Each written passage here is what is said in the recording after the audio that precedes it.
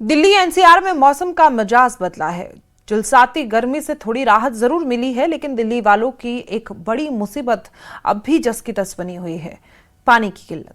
राजधानी में कई इलाकों में पानी का संकट लगातार गहराता जा रहा है। ताजा मामला सामने आया है कि पूर्वी दिल्ली की गीता कॉलोनी से यहां रहने वाले लोग बूंद बूंद पानी के लिए तरस रहे हैं, घंटों इंतजार कर रहे हैं। हैरान करने वाली बात यह है कि इलाके में करीब 6 से 7 साल पहले पाइपलाइन तो बिछाई गई, लेकिन आज तक उस पाइपलाइन को पानी नसीब ही नहीं हुआ। इस रिपोर्ट में देखिए।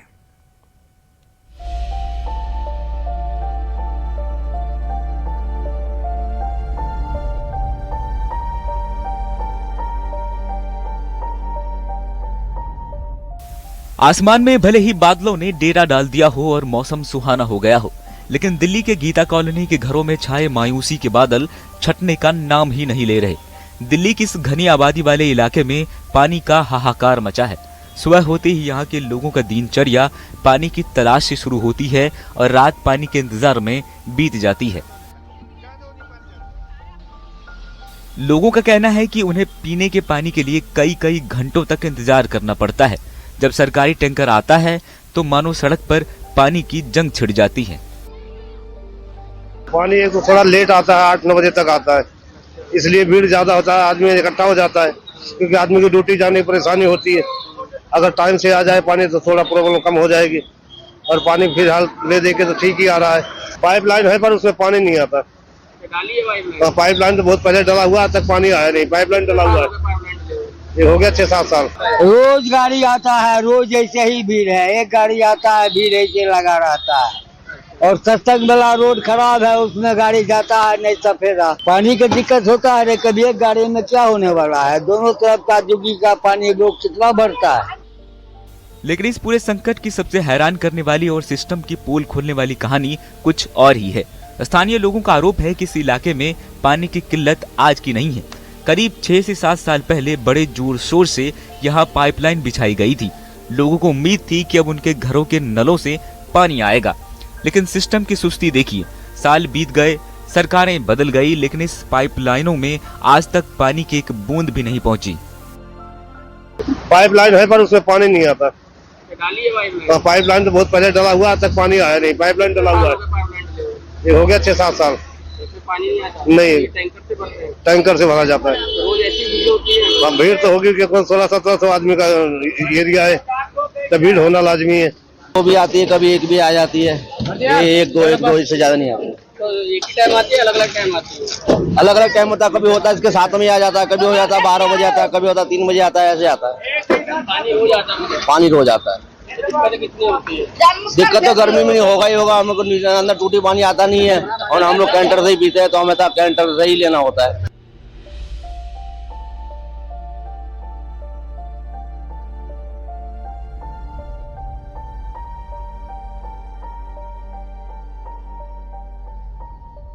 पाइपलाइन सूखी है, लिहाजा यहाँ एक बड़ा पानी माफिया भी सक्रिय हो चुका है। जो लोग घंटों लाइन में नहीं लग सकते, उन्हें मजबूरी में पैसे देकर पानी के कैन खरीदने पड़ रहे हैं। यानी टैक्स देने के बाद भी दिल्ली की जनता को साफ पानी के लिए जेब ढीली करनी पड़ती है। स्थानीय नेताओं और जल बोर्ड के चक्कर काट काट कर लोग थक चुके हैं, लेकिन आश्वासन के सिवाय कुछ हाथ नहीं लगा। Bureau report, news 18 Delhi NCR.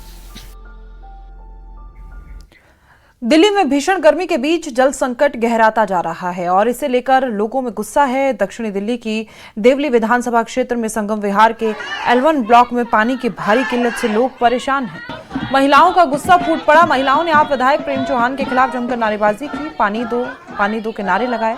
महिलाओं का आरोप है उनके क्षेत्र में बोरवेल का पानी 1.5 से 2 महीने से केवल एक बार ही पहुंचता है और अपनी पानी की जरूरतों के लिए उन्हें टैंकरों पर करीब 1,000 से 3,000 रुपए तक खर्च करने पड़ रहे हैं। स्थानीय लोगों ने आरोप लगाया कि इलाके में पानी की कालाबाजारी हो रही है। प्रदर्शनकारियों ने प्रशासन से मांग की है कि क्षेत्र में नियमित जल आपूर्ति सुनिश्चित की जाए और पानी की समस्या का शीघ्र समाधान निकाला जाए। समस्या चल रही है। देखिए, सबसे बड़ी समस्या यहाँ पे पानी है। अगर इंसान हर चीज के बिना जी सकता है, पर पानी के बिना बिल्कुल नहीं जी पाएगा। और पानी की इतनी समस्या है कि यहाँ पे लोग बर्तनों को लेके से देख सकते हैं आप, यहाँ पे ये खाली है। और लोग परेशान है हर तरीके से। जनता यहाँ पे खड़ी है, जनता ने कम से कम हर जगह से हर 2-2 महीने लग जाते हैं, कभी 1 महीने में आता है, कभी 2 महीने में आता पानी। उसमें पानी आएगा कहाँ से? वो भी एक तरीके से उसमें दलाली हो रही है। वो भी पानी जो उनको पैसा फेंकेगा, बोर वालों की बात कर रही मैं। हाँ, दलाली यही करे आम आदमी के, उन्हीं के अंडर में है ये। विधायक उनका है, कौन करेगा? उनके अपने अपने एक बंदा आम आदमी उस हर बोर पे बिठा रखे उसने बंदे ने। समस्या तो बहुत ज्यादा ही है। पिछले 11 साल से लगातार समस्या ही समस्या है। जब आम पार्टी की सरकार बनी थी तो हम लोगों ने ये सोचा था कि भाई एक सरकार अच्छी आ रही है, नई सरकार आ रही है, शायद हमारे दिल्ली का कुछ उद्धार हो जाएगा। परंतु हमने ये देखा कि कोई उद्धार नहीं हो पाया। 11 साल के इतने लंबे इंतजार के बावजूद भी हमारे को पानी की समस्या, बिजली की समस्या, रोडों की समस्या। यहाँ पे देखिए, रोड भी देख लीजिए आप, रोड भी किस तरह से बने हुए हैं। और पानी तो ये देखिए, पानी का कोई हमारे पास यहाँ पे कोई भी वो नहीं है, स्रोत की भी हम पानी कहाँ से और कैसे करें, क्योंकि बोर हैं, बोर ऐसे हो रखे हैं कि जमीन में पानी नहीं है तो बोर क्या काम करेगा। मुख्यमंत्री रेखा गुप्ता ने जल आपूर्ति की स्थिति की समीक्षा के लिए एक महत्वपूर्ण बैठक की अध्यक्षता की और इस दौरान सीएम ने पेयजल उपलब्धता सुनिश्चित करने के लिए कई आवश्यक निर्देश दिए।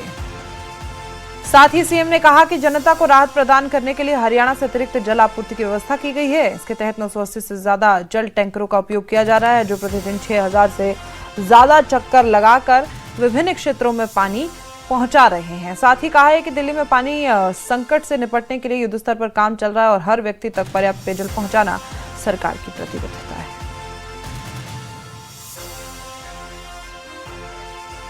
वहीं all India motor and goods transport association ने केंद्र सरकार से पेट्रोल और डीजल की कीमतों में राहत देने की मांग की है।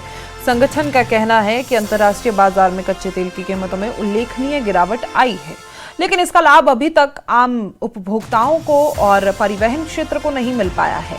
एसोसिएशन के अनुसार अंतर्राष्ट्रीय बाजार में ब्रेंट क्रूड ऑयल की कीमत लगभग $104 प्रति बैरल से घटकर करीब $90 प्रति बैरल के स्तर पर आ गई। बावजूद इसके देश में पेट्रोल और डीजल की खुदरा कीमतों में कोई विशेष कमी नहीं की गई है।